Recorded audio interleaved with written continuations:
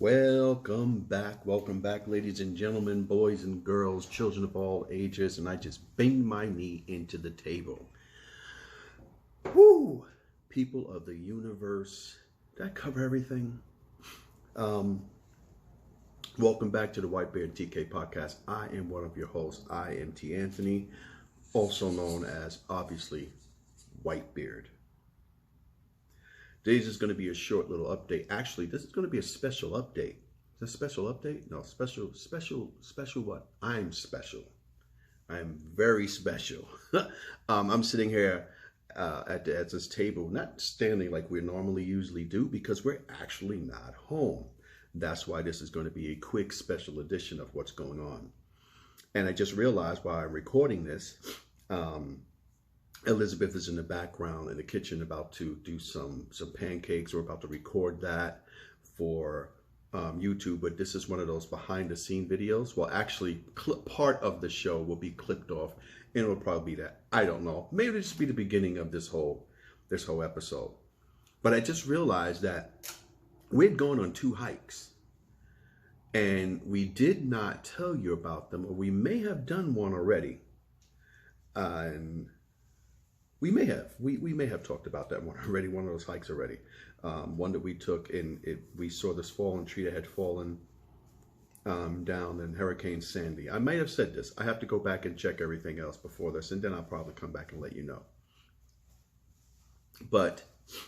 And so then last week we took a hike. We went up along the Hudson River, this trail that we had taken a while back, but I said I wanted to get an easy trail before we take this backpacking trip down to Tennessee, which is actually where I'm recording this part of the episode, or this particular episode is being recorded in Tennessee. And I realized that while we were down here, we didn't say hello to you on Tuesday, and we had so much to catch up on. What's the name of that show? The Invincible. I was going to add that on Monday with the Walking Dead universe, but that didn't happen. So we still have to catch up on that. Another episode just came out, so we got to catch up on all that and maybe talk about the hike from last week that we didn't do this Tuesday that just passed. So that's going to be a lot to unpack and a lot of stuff to put into that. And then coming up, maybe we'll get you a little, I don't know what's with my lips. Maybe, just maybe, we'll put a little bit into this episode of what's going on and where we're at and what's happening. I'll give you a hint. It might tell you that we were going to try to take our elevate to the next level of hiking. We're going to do backpacking. This is our first backpacking trip. And it's come with a lot of problems and a lot of stress and a few other things. And driving down here took hours, and we took a break in between driving to stop in, I want to say, Western Virginia, because we weren't too far. We had to drive. It was like, I split it up, so it was like 6 hours going down and 6 hours coming here to Tennessee, where we're at. We're in Sevierville, right? Sevierville, Tennessee. She's not even looking at me. Not like you can tell by listening to the radio, but anyway, yeah, so I took a break, and so it took a very long drive from New York, stopped in Virginia, stayed at a campsite, so we camped out, and then we moved on to Tennessee.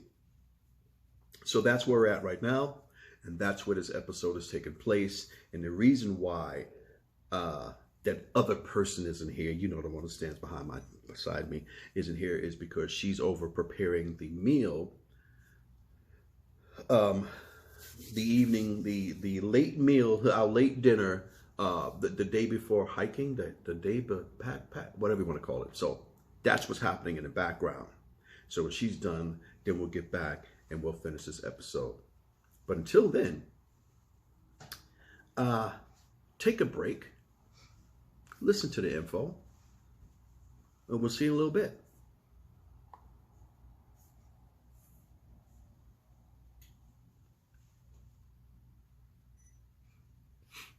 Jerome Bettis is a young guy, so it was sad to watch him do this. But what happened was Jerome Bettis not only had asthma, but they said, you know, he was still playing football with asthma, but The arthritis that he had, he was saying it was so hard to get out to bed on Sunday to go play a game, and he needed this to get him upstairs. He had a ton of different painkillers and all this stuff to deal with his arthritis, just trying to get up out the bed to go play ball on Sunday, for us to sit down here and root for the Steelers to beat the mess out of somebody else. Yes, yes, yes.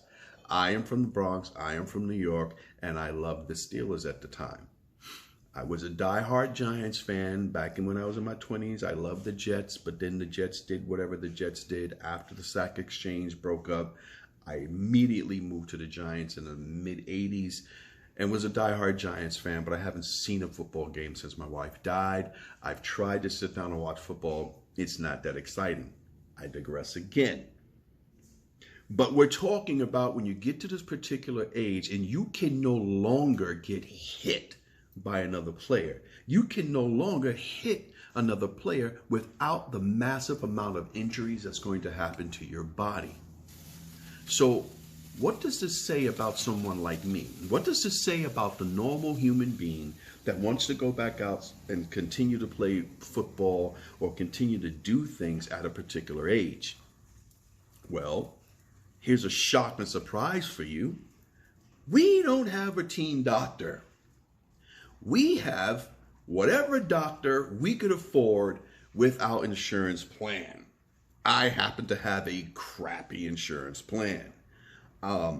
This is the state insurance plan for those who are unemployed. Some of us have great insurance plans, and you will get whatever care you can get from your doctor according to whatever insurance plan you have. And it is not the NFL. So that's what happens. So I go now to get some permits to go backpacking in Great Smoky Mountain, which is where we went. We went to Smoky Mountain National Park.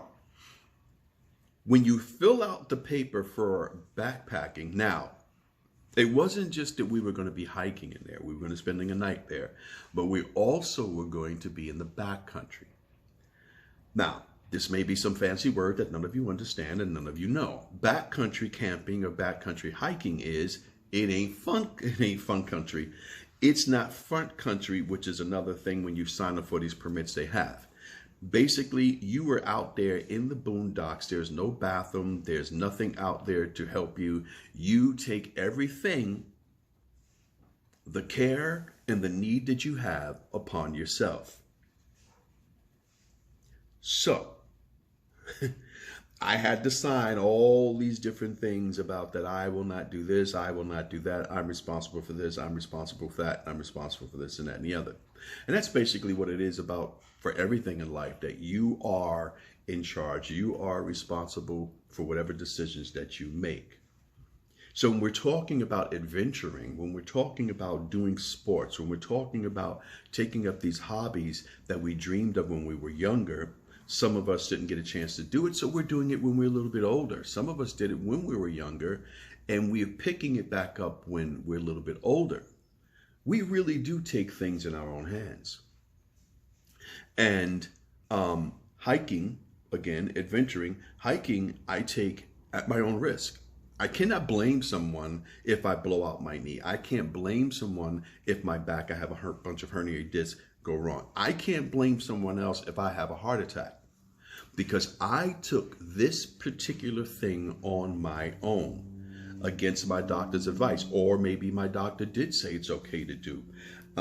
If I go out and I fall off a cliff somewhere, or maybe not fall off a cliff, we ain't gonna talk about that.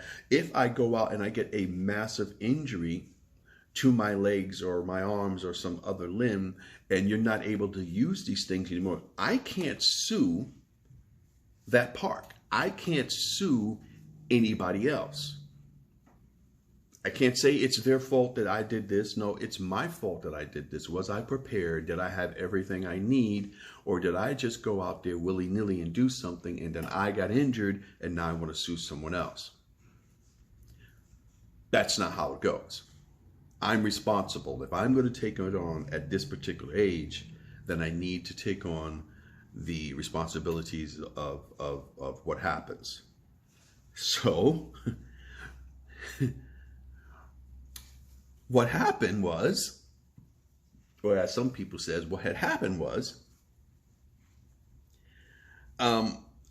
we've been hiking now for a little bit, but since 2020 happened, I haven't really trained, and that's what I call working out. I call it training, because I'm not just going into the gym to exercise to lose weight. There is a purpose to me doing that, because that's great. But the purpose is to train the body to be able to train the body and condition the body to take on the challenges of the trails that I'm going to be on, to take on the challenges of the twists and turns I'm going to do with a heavy bag on my back or a lighter bag on my back, to train my body and my lungs and my wind and my heart to be able to take the pressure of all the miles and hours that I'm going to be out doing this stuff. So it's been a year since we've been in the gym. And over the past year, my leg muscles are gone.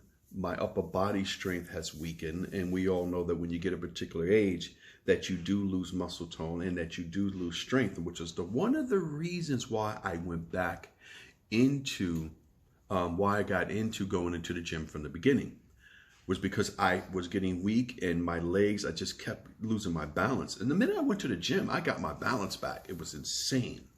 It really didn't take but more than over a month for me to have a good balance and not be off balance and tripping all over it, for my knees to work and my legs and feet to work. So there wasn't a lot of training in this, and this one was more of a mental challenge and trying to figure it out. I was unfamiliar with the terrain. I was unfamiliar with the air quality here in Tennessee. I was unfamiliar with the park. I was unfamiliar with a lot of things. Since we're going to be backpacking, I'm totally unfamiliar with how this all works. I know it's basically camping and hiking together, and you're out there for a number of days. So we go out, I get the stuff, and we start doing this. We start doing these miles. Now, my daughter and I, we've hiked up. The highest we've ever been was 2,500 feet. A place that we went to this weekend, the highest peak that we were at was 22 plus 100 feet. It was 2,000. Well, you already know that.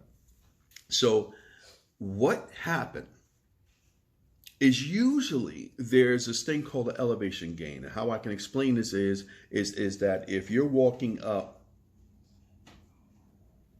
if the apartment that you want to get to is on the 3rd floor, in order to get to the 3rd floor, you start in on the 2nd floor and you're walking up one flight of steps, instead of starting at the ground floor and walking up however many flights of steps it takes to get to that floor. Well, the highest we've ever gone, it was a very steep straight up and down that wrecked my kneecaps, was about 725.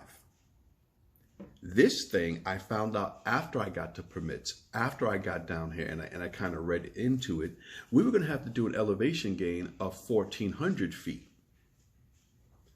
Well, it actually was almost 1,700 feet. We'd never climbed that high. And my knees were great going up, but by the time I've gone through so many mileage up, so much up, and it took us 3 miles. The campsite we had to hike to was 2 miles. And, on our slow day, we'll do a mile a minute. So that ought to tell you just how tough this was for us.